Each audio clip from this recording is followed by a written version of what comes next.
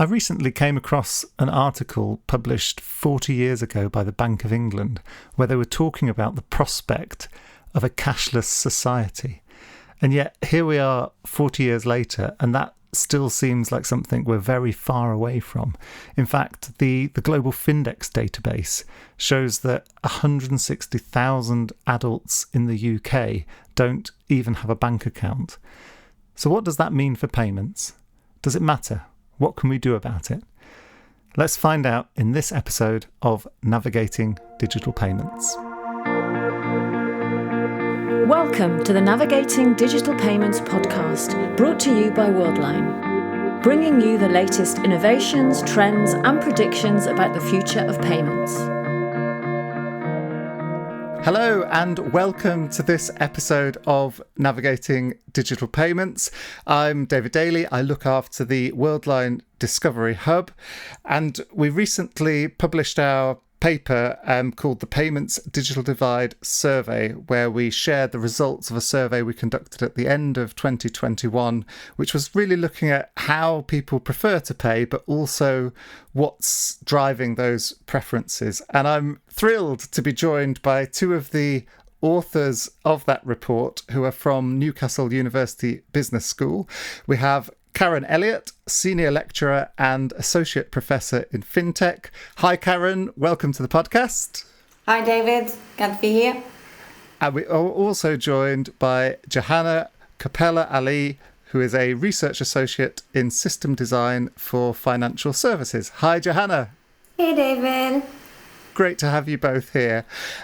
So later, I'm really going to want to understand how you both think the payments digital divide is progressing. Is it improving? Is it getting worse? But first, I'd really like to take a step back and understand a little bit more about financial inclusion generally. So, Karen, could you maybe start by explaining to someone who might not have come across it before what financial inclusion really is and why it matters? If we think about inclusion in general, financial inclusion is just another version of that. So most people have probably heard of social inclusion, where when we're making decisions and policies, we need to think about everybody who's going to be enacted as part of that policy. So with financial inclusion, it's just the same. It's like when you are devising payments, for instance, and technology to allow those payments to go forward, you need to think about who you're including, who your target audience are, but also people who need to be included within that to actually cover what people are calling like a digital society. But we can't have a society if not everybody's included.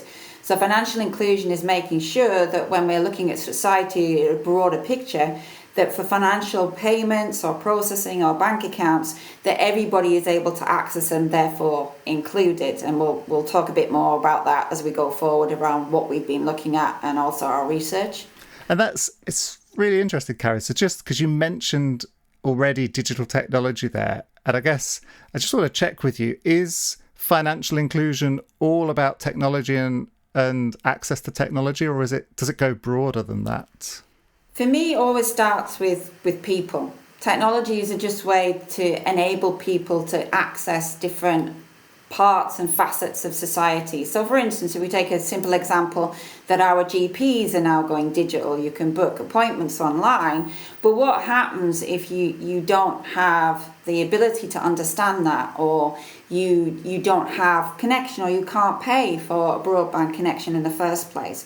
And this is where the technological side meets the social side. So that's why Jehana and I sort of sit in that social technology space, or social technologists, I guess you could call us, because we're examining the people issue first. It starts with people, and then what is the technology doing around it, and then is that making people included or excluded from having access to basic services?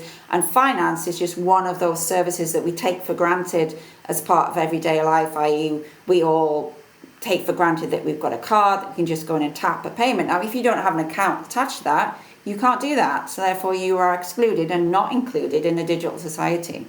So that's how I look at it. I see what you're saying. So it could be that someone can't pay with a card, can't pay digitally because they don't have a bank account, which could be, I guess, for many different reasons.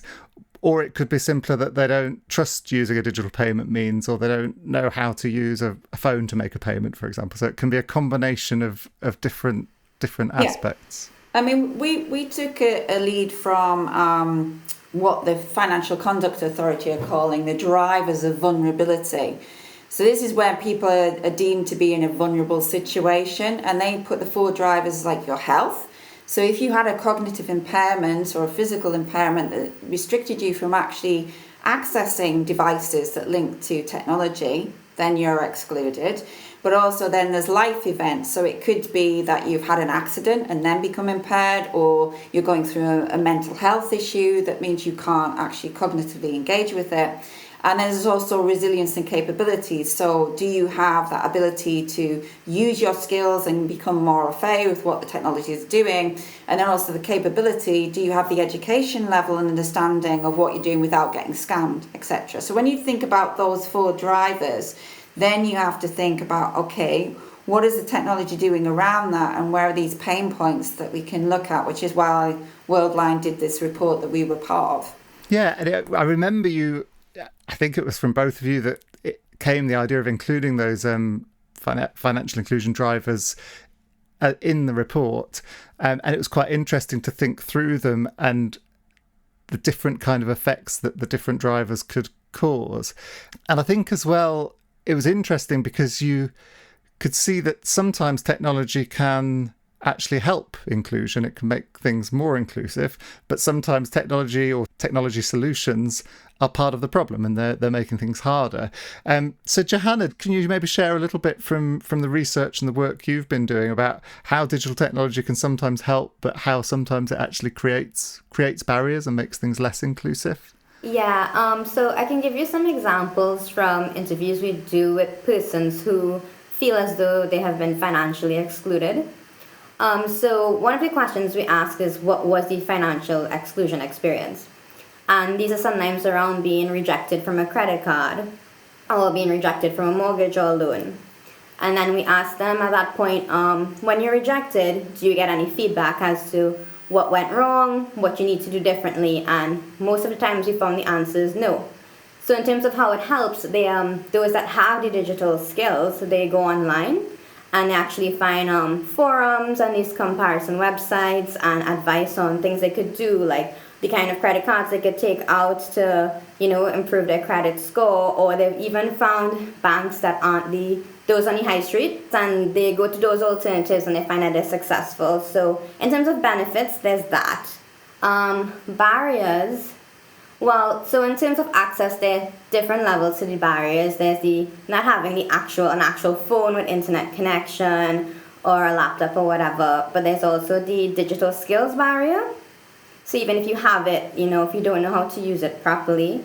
So I would say that's one of the barriers. And one that I found interesting, because I haven't had personal experience with it, is that on some of the interviews, we also asked, do you use your phone for banking apps to transfer money or make payments? And we found that it's an issue for persons with dexterity challenges, that the phone screen itself and the apps are very small and hard to, actually press it exactly. And these are some of the reasons they don't want to use it.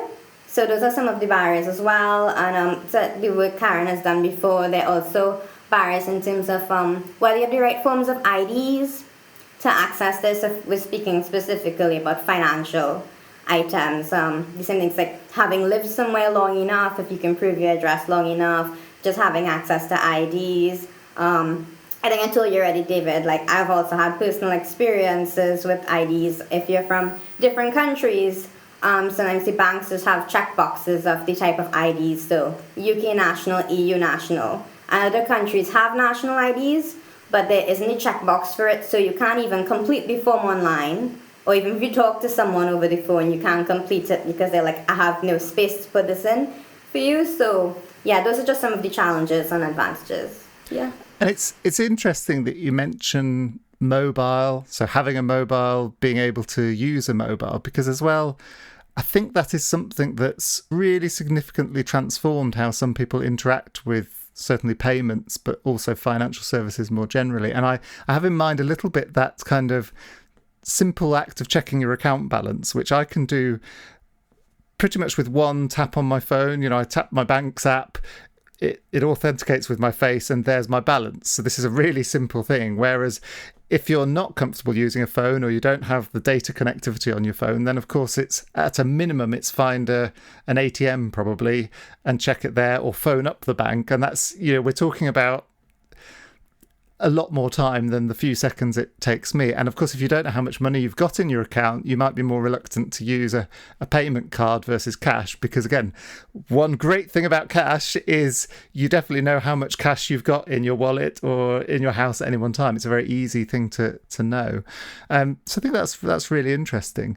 So one of the findings in the Payments Digital Divide report was that people were happier with this idea of fully abandoning cash than they were with some of the new trends in retail, like autonomous payments. So, like the Amazon Go stores where you walk in and pick something up and you leave and your account is automatically debited. So I really want to explore that with both of you. But just before we do talk about that, I want to let people know that the next episode of Navigating Digital Payments will be talking about the question of, is anyone using crypto to pay in store, and how merchants are starting to accept cryptocurrencies. Also, just to remind you that if you want to get in contact with us, give us any feedback, suggest topics or guests for future episodes, then you can reach us by emailing ndp-podcast@worldline.com. And of course, my usual reminder to please subscribe and leave us a review. So yes, coming on to this question of autonomous payments, Jehana, are you surprised that people are potentially more comfortable with never using cash again than they are with these kind of new ways to pay, where it's really seamless and frictionless, but also maybe doesn't seem like you have as much control? Yeah, so I think that's a really specific finding based on the participants of the Worldline Civic. Yeah, so I mean, in that case, no, I'm not really surprised, because that might be persons who have more experience with contactless cash. And if it's similar to some of the work we've done, COVID really increased the comfort with that.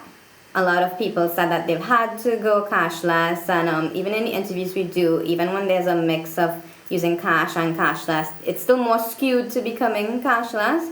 So no, not surprised that people are more comfortable with that than autonomous. And I think that has a lot to do with experience.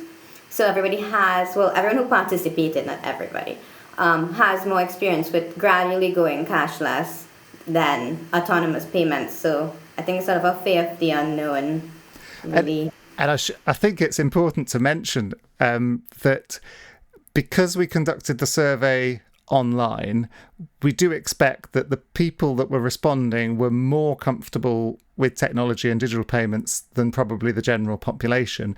But even given that, in every generation, we found some people who still would prefer to pay in cash. So though I'm saying, and it's an interesting finding to me, that people were overall more comfortable with abandoning cash than these newer ways of paying in store, that's not to say that everyone wants to abandon cash, even in what was probably a survey that was biased more towards digital payments. I don't know, Karen, do you have a reaction on that? I mean, just to pick up what you're saying there, we've got different, going back to the vulnerabilities. I think there's like a stage 1, stage 2 problem with all of this. Like you say, you were actually running the survey online. So if you're in the stage 1 where you don't have connectivity, you don't have the money to pay, you don't have the education to understand, and therefore are being targeted by the scammers even more so as well, because you don't understand this space, then you don't even get to stage 2 of answering the online survey.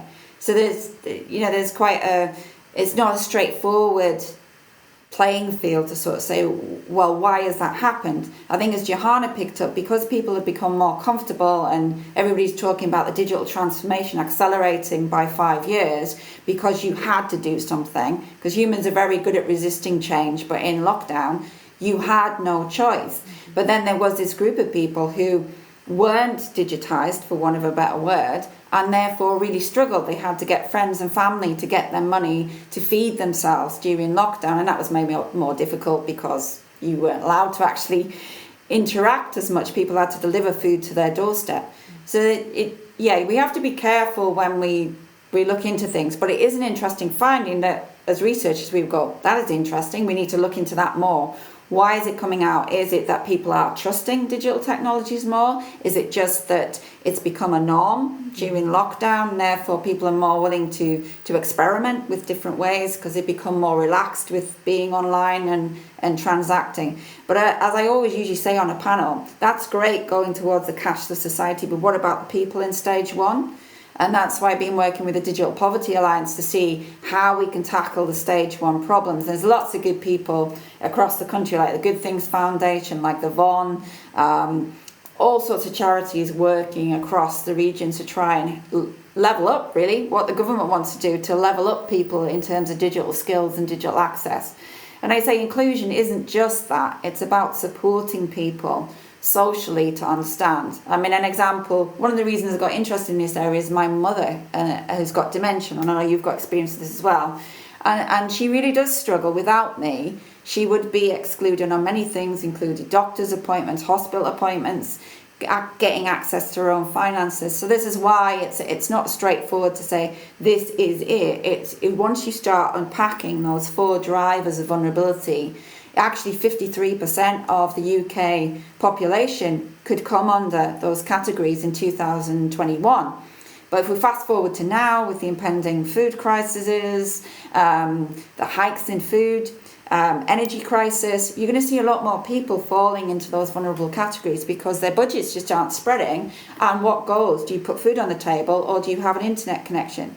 That's the question for some people. And I think that's one of the things that was striking about those drivers of vulnerability is, of course, that they're not, for any one person, they're not static. So any one of us could have a life event, change in our health condition, or and become vulnerable regardless of what position we're in now. So I think that's quite interesting. But also, I guess we should just make the point as well that when we talk about digital divide, the more people who adopt a digital way of doing things, so we're talking about payments, potentially the more excluded the group that doesn't adopt them becomes. So if you imagine a hypothetical situation where only 10 people in the UK don't use digital payments, but they would probably be the gap between them and everyone else who is using them would be a bigger gap, if that makes sense, because they'd be further away from the norm, if that makes sense. And at the moment, if you think about it, we do have sort of hybrid solutions in place, but the drive is to go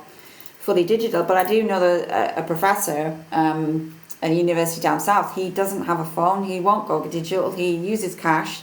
And he really struggled, like flying around when all the passport restrictions and the tracking reports you had to do, or they were all online and he couldn't get them. So, of course, he got detained at airports and things like that. And if you ramp that up to however many people might be in the 10%, that's a lot of people globally will be really stuck. So that we have to think about hybrid solutions because, like I say, if you go down the rabbit hole of each one of those drivers, you just can't go fully digital right now until we come up with a workable solution for people who don't even want to do it, don't trust it, do not want to go cashless. They go, no, I want to have the option. It's my right to have an option to choose. I don't want to be digital. I want to stick with cash and transacting in a more physical way. So I think that there's also that debate. Can we truly just push digital if people don't want to go there? Is that all right? Absolutely. I mean, I think it's as you said, you have experience with dementia. My mum has dementia, and one of the use cases we mentioned in the report is just that simple thing of giving someone some money to go and buy something for you, which is incredibly easy to do with cash and relatively secure because the most you can lose out is the amount that you've given them. Whereas giving someone a card or your phone, I mean, these are much more scary ways of doing things. And I think as we were discussing it and thinking about it, it struck me that for many people, digital payments are very convenient. I would and do much prefer to use digital payments than cash or cheque. But just because I find it really convenient and useful, that doesn't mean it works well for everyone. And it can be quite I mean, it's unimaginable to me that my mum could use, say, online banking, or she can use a card, but she can't check how much money she's got in her account. So even that is, she's relying on me telling her that she has enough to buy something. Well, there's actually developments in that area, like Sibstar, give a shout out to them. Sibstar developed an app for carers like you and I to put a limit on what our parents can spend. So we have the app, we can not take away their autonomy of wanting to go and having a coffee and a cake with their friends, but then it stops them buying 12 shirts exactly the same size, which they might do because they've forgotten that they've bought it. So they might go in a week and purchase the same shirt 12 times or blouse or whatever. And it just gives the carer the control, safeguarding the parent without taking away their autonomy of living as full a life as they can whilst they've got dementia. So there's lots of innovation where the technology, again, is for good, as people say, technology for good, a good application. But we've got to think around the whole ethics and how are we building with ethics and design in mind, so there's no unintended consequences at the other end. So like you say, you can try and avoid causing abuse or opening a channel of abuse for somebody who has got a cognitive impairment like dementia and an ongoing condition where they can't remember whose card they've given you or how much they would have given you to spend, etc. So there's the technology can definitely help, but we've got to look at the broader picture of where the pain points are and just make sure we're not rushing too quickly that way when there's the elephant in the room of, well, what do you do with the people here who really can't do it and are open to abuse or just neglect even, being neglected and not being included in the society, which is what we're talking about. It's maybe worth coming on to. We had another conclusion or observation in the report where we talked a bit about new digital payments, so QR codes, mobile wallets versus traditional digital payments, if we think in terms of cards. We tend to think about digital divide being non-digital and digital, but actually could we start to see a divide between older digital payments and newer digital payments modes? And just linking it to what we were saying and thinking about my mum again, actually a credit card and a debit card, she can still conceptually understand those because she has used those for the majority of her adult life. Whereas a QR code or a mobile wallet, this is just space age to her. So do you think, could we see a new kind of divide opening up like that? And is it something we should be concerned about, Karen? Again, I think we touched on it. If they're more advanced phones, we talk about smartphones, but not everybody has got a smartphone either. So you're going to get a divide between, can you afford the latest 5G, 6G, whatever G we end up, and that will be able to do quicker payments with QR codes more advanced. If you go back to the dexterity point that Jehana made, how do you open up QR codes all the time if your hands are physically struggling? If you had really bad chronic arthritis, for instance, the dexterity, or like I've been approached by people who are from the Blind Veterans Society. How do they do this? How do they get QR codes and understand? Yes, there'll probably be a braille response. People are probably shouting, and there probably is. But, we have to think about this as it made at the beginning. When we're thinking about building a digital solution, we need to go inclusive. We need to think about all the different facets of society that we profess to talk about when companies put out their statements of inclusivity, etc.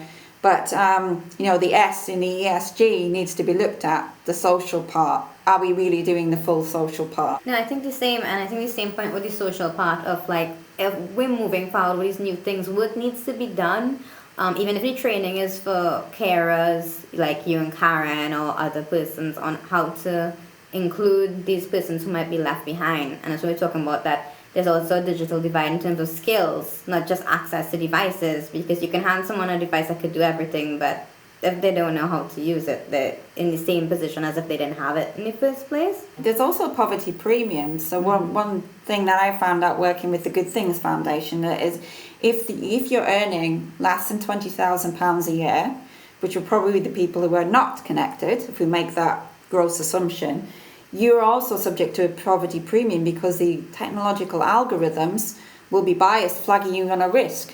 You're more at risk of defaulting on that payment, therefore you are paying more. So what the figures came up with the Good Things Foundation found that for energy in particular, that people earning less than £20,000 were paying more than you and I. So I just think, how is that fair and transparent? Just because they're deemed riskier because they are learning less is what the algorithm is being taught, and it's what it's encoding, and then it's just automating bias and poverty and inequality back into the tools that we're using. So I think, like you say, we have to be really careful in thinking through ethics by design. There's lots of guidance out there, like IEEE and people in academia who can help industry think through this.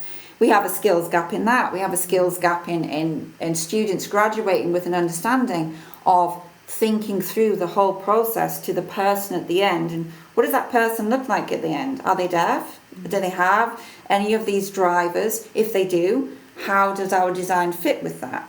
And I think that's something that is coming through. Lots of people are starting to think that way, but we need to up the ante on it and get it becoming more of a norm and pushing the skills. And the universities have a role to play in that as well. We need to teach more courses on how to do this and maybe do more co-creation and collaboration with industry so that we can push this talent pipeline straight into jobs where this is becoming key and crucial for companies moving forward. That's my personal opinion on how it needs to come together. Coming right back round then to the payments digital divide, I think I just want to ask both of you, maybe starting with you, Jehana, do you think the payments digital divide is increasing or decreasing at the moment, and what are your hopes regarding it for the future? Well, I think we spoke about this throughout, and I think Karen and I kind of both stand on the increasing side, yeah?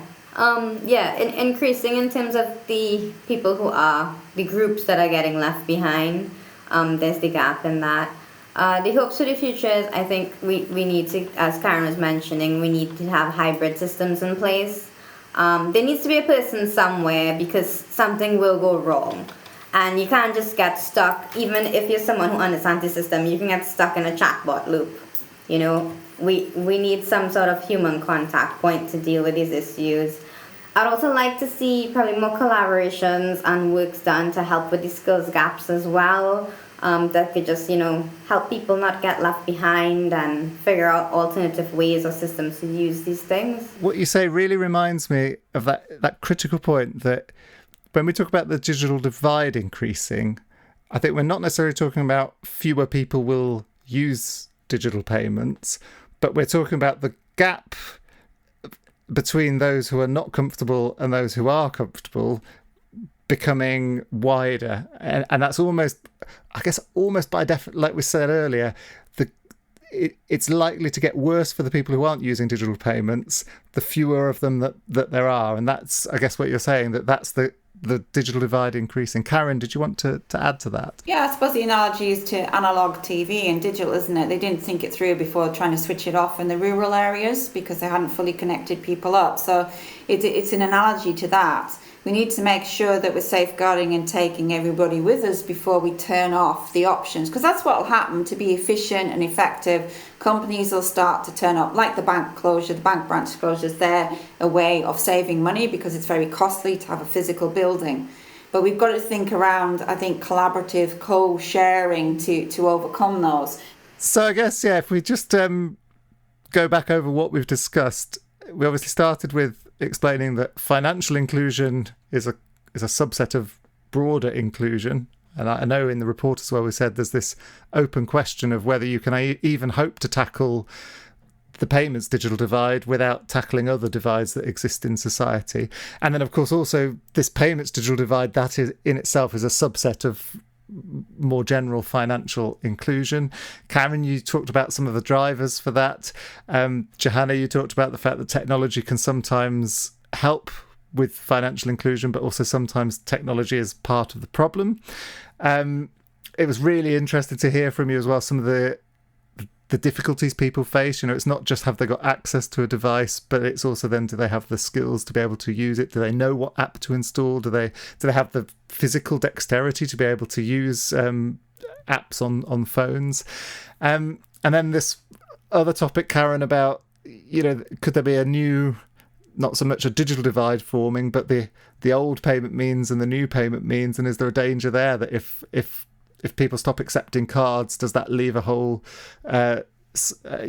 create a new problem as well? And then I think, very interesting to hear that both of your view is that it's not so rosy in terms of outlook, in that actually the divide could get bigger in the near future, and that we need a real conscious effort from all players in the market, and including academia, but also payments companies, merchants, banks, to really make sure that it doesn't get worse. So it's been a fascinating conversation, as it always is with both of you. I really want to thank you both for joining the podcast. So thank you, Karen.